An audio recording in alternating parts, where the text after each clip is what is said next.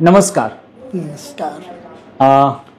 તમે મારી સાથે જોઈ રહ્યા છો તો જેમનું નામ છે એમનો પરિચય હું તમને આપું. તેમનું નામ છે જંતીભાઈ સાહેબ અને એ આપણી સરસ્વતી હાઈસ્કૂલ મોયદની અંદર 1985થી માંડીને 2011 સુધી એમણે આપણી શાળાની અંદર સેવા આપી છે. અને અમારે અહીંયા જે પણ વિદ્યાર્થીઓ ભૂતકાળમાં ભણ્યા એ બધા વિદ્યાર્થીઓ જંતીભાઈ સાહેબને ઓળખે છે, કારણ કે એમનું વ્યક્તિત્વ એવું હતું અને ઘણા બધા વિદ્યાર્થીઓના રોલ મોડલ હતા.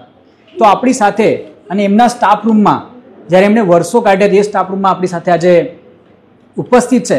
તો સાહેબને એમના જૂના સંસ્મરણો યાદ કરે. તો સાહેબ થોડી વાત કરો તમારી અહીંયા નોકરીના પ્રસંગ વિશે.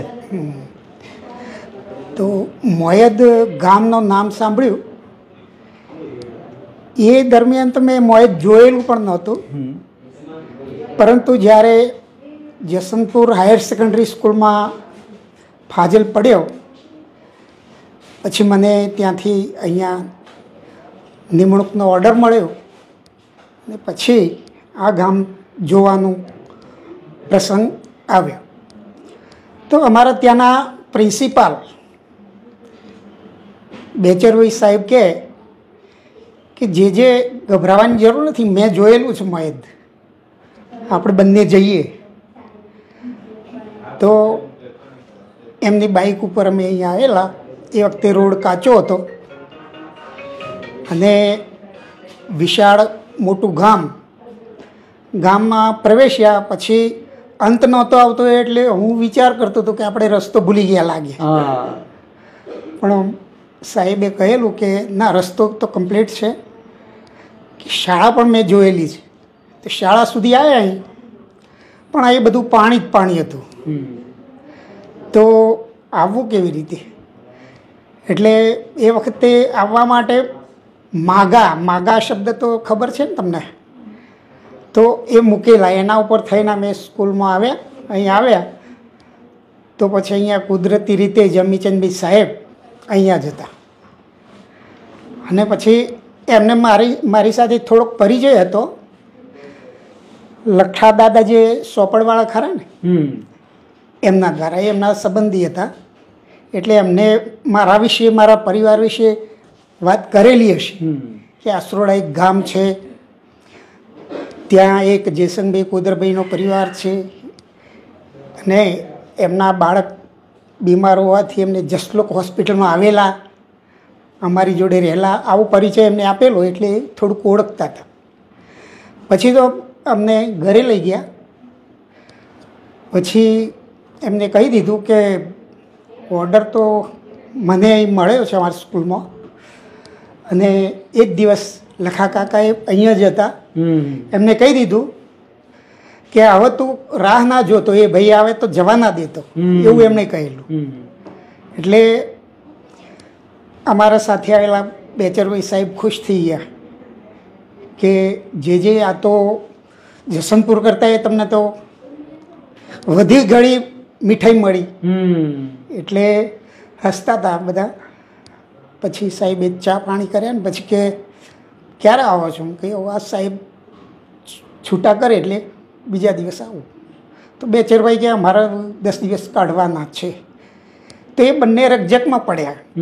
અમીચંદભાઈ કે ના, 10 દિવસ નહીં, એમને કાલે આમ નહીં મોકલી દો, બીજી વાત નહીં. તો બેચરભાઈએ કીધું કાલ તો નહીં, પણ 2 દિવસ પછી કરી દો. હા, 2 દિવસ પછી પણ અહીં મોકલી દેજો, મારે તમને વિનંતી ના કરવી પડે. તરત જ એમને પછી મને અહીંયા મોકલી આપ્યો. હું અહીં પહેલા દિવસ આવ્યો, પરિચય આપ્યો. પછી આ તો ગામડું તો આપણને ગમે જ છે મૂળથી. આજે પણ અમારા સંતાનો સિટીમાં રહે, પણ હું મારા પોતાના ગામમાં જ રહું છું, વતનમાં જ રહું છું. કારણ કે આપણે ગામડાનું કલ્ચર આપણા જીવનમાં વણાઈ ગયેલું છે. પછી તો ખૂબ સરસ મજા આવી સેવા કરવાની. આજે પ્રકાશભાઈએ જે બધું અહીં ઊભું કર્યું છે, લાઇબ્રેરી, પછી આ બાળકોને આપવાના જ્ઞાનના વિવિધ પાસાઓ, આ મારા સપના હતા. પણ એ વખતે શું હતું કે આટલી બધું સાધન સંપત્તિ ને એ બધું ન હતું, એટલે આપણે પાછા પડતા હતા. પરંતુ અમે અમારા રિઝલ્ટમાં કાચા નહોતા. બધા શિક્ષક, આખો સ્ટાફ અમે એક જ પરિવારના સભ્ય હોય એ રીતે અહીંયા રહેતા હતા અને એ રીતે સૌ પોતપોતાનું કામ કરતા હતા. હવે આમાં ભાવના કેવી હતી કે એકવાર અમેરિકાનો પ્રસંગ છે, તો ત્યાં એક બિલ્ડિંગ બનતું હતું. ત્યારે કોન્ટ્રાક્ટર ઊભો મજૂરોને માર્ગદર્શન આપતો હતો, આમ કરો આમ કરો આમ કરો. પછી મોટો એક પથ્થર ઉપર લઈ જવાનો હતો, તો એ ચઢાવવા માટે પ્રયત્ન કરતા હતા. તો કોન્ટ્રાક્ટર મજૂરોને ધમકાવીને બોલતો હતો, ગમે તે કરીને ચડાવો, વધુ તાકાત લગાવો. એટલામાં એક ઘોડેસવાર ત્યાં ઊભો રહી ગયો. તેને જોયું કે આ પ્રયત્ન ચાલે છે પથ્થર ચડાવવાનો, એટલે ઉતર્યા નીચે અને તરત જ મજૂરોની સાથે શ્રમદાન આપવા લાગ્યા. અને એમના થોડાક શ્રમદાનનો ઉમેરો થતો પથ્થર ઉપર ચડી ગયો. તો પેલો કોન્ટ્રાક્ટર જોઈ રહ્યો, તમે કે હું તો કોન્ટ્રાક્ટર, તમે કેમ ના અડે, કે હું તો કોન્ટ્રાક્ટર છું એટલે. તો તમે અડે હોત તો આમ અત્યારે જે પથ્થર ચડ્યો એટલો વહેલો ચડી ગયો હોત. પછી ક્યાર્ડ આપ્યું કે કંઈ કામ હોય તો આ પકડો ક્યાર્ડ. તો કોન્ટ્રાક્ટરે ક્યાર્ડ લીધું. ક્યાર્ડમાં લખેલું હતું bill Clinton, white house, America. તો મહાન થવું એ શું છે? આ સહયોગ એટલે કોઈને હું 50 લાખ 25 લાખ દાન આપું, એનું જે મને ફળ મળવાનું છે એનાથી 100 ગણું ફળ સહયોગનું છે. આજે પ્રકાશભાઈ બાળકોને માર્ગદર્શન આપવામાં જેટલો સમય બગાડે, વિપુલભાઈ જેટલો સમય બગાડે, બીજા સાહેબો જેટલો કંઈક સમયનું યોગદાન આપે, એમાંથી જે તમને વળતર મળવાનું છે એ 100 ગણું છે. 50 લાખના દાન કરતાં 100 ગણું છે. એટલે સહયોગ એક એવું દાન છે. પછી એક મનની વાત કરું તો મનને એક આદત પડી ગઈ છે, દરેકના મનની વાત કરું, મારા તમારા હર કોઈના, કે એ શું કરતું હોય છે, બીજાનું જોયા કરતો હોય છે કે મારું આવું બન્યું તો એમાં આ જ જવાબદાર છે. મને ગાડી ના મળી તો પ્રકાશભાઈ જવાબદાર છે, મને ખોટો રોકી રાખ્યો. આવું આપણા વિચારવાની એક આદત છે. તો આ વિચારો જે આપણા દિમાગમાં ઉત્પન્ન થાય છે એના બદલે આપણે શું વિચારવાનું છે? એ પહેલાં વિચારો આવ્યા એ રાગ, દ્વેષ, ઈર્ષ્યા પ્રેરિત છે. તો દરેક માણસના મનમાં માત્ર રાગ, દ્વેષ, ઈર્ષ્યા, કામ, ક્રોધ, લોભ, મોહ આટલું જ નથી, બીજા પરમાત્માએ આપેલા તત્વો પણ છે. પ્રેમ, દયા, કરુણા, સુખ, શાંતિ, જ્ઞાન, પવિત્રતા, આ બધા ગુણો આપણા પરમાત્માએ આપી દીધા, જન્મતાની સાથે આપેલા છે. પણ આપણા આ ગુણો નીચે ગયા, પેલા ઉપર આવ્યા. તો આપણે પાણી પીતા હોય તો એ પાણીમાં જોઈએ એમ કંઈ તરતું હોય તો કાઢી લઈએ ને પછી પીએ એમ.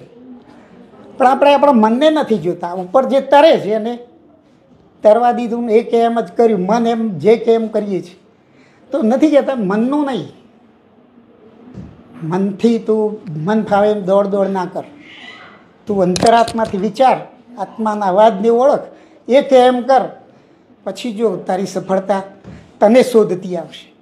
એટલે આ દરેક માટે છે, બાળક માટે, આપણા માટે, વૃદ્ધ માટે, હર કોઈ માટે છે. સાધુ, સંન્યાસી, આ તે પોતપોતાના કર્મ પ્રમાણે એમને જન્મ મળતો હોય છે. તો આપણો જન્મ પણ આ રીતે આવતો ભવ સુધારો એટલે કેવી રીતે? આ રીતે. અને આપણે માણસને તરવા માટેનું એક જ સાધન છે, જ્ઞાન. જ્ઞાન એ શ્રેષ્ઠમાં શ્રેષ્ઠ સાધન છે. આ જ્ઞાનદાન એ મોટામાં મોટું પુણ્ય છે. અને જ્ઞાનની આ બે પાંખો જેને લાગી એ માનવાનું કે તરી ગયું. શું પ્રકાશ છે? બરાબર ને? બિલકુલ બિલકુલ. તો આપણે કોઈ પણ મહાન લેખક હોય અને એ જે પુસ્તક લખે અને એના જીવનના જે 30-40 વર્ષનું જે અનુભવ હોય, જે એનું જ્ઞાન હોય, આપણને 3-4 કલાકમાં મળે છે.